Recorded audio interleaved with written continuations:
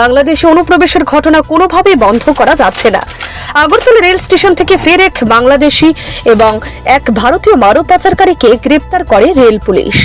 বাংলাদেশে অনুপ্রবেশকারীর নাম রিঙ্কু দাস, বাড়ি বাংলাদেশের চট্টগ্রাম এলাকায়।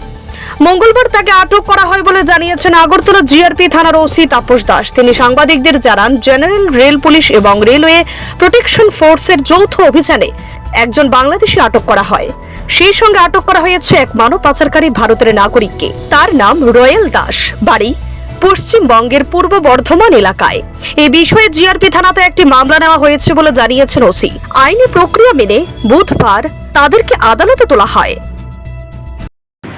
হ্যাঁ, আমরা গতকালকে গোপন সংবাদে আছে যে একটা বাংলাদেশি র্যাকেট একটা গ্রুপ আছে, তারা মানে ভারতের বর্ডার ক্রস করে রেল স্টেশনে এসছে। তো তারপর আমরা আমাদের যে আরপিএফ আছে প্লাস গোয়েন্দা দপ্তর আছে, আমরা যারা কর্মীবৃন্দ আছে সবাই মানে রেল স্টেশনে ওই চেকিংয়ে মানে লেগে যায়। তারপরে আমরা একজন বাংলাদেশি লোককে অ্যারেস্ট করেছি। সঙ্গে ওনাকে যে হেল্প করছেন, যিনি কলকাতা বর্ধমান বাড়ি, ওনাকেও আমরা ডিটেন করেছি এবং অ্যারেস্ট করেছি।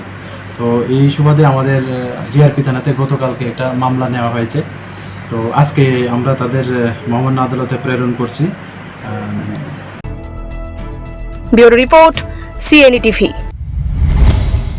CNE TV, channel for news and entertainment.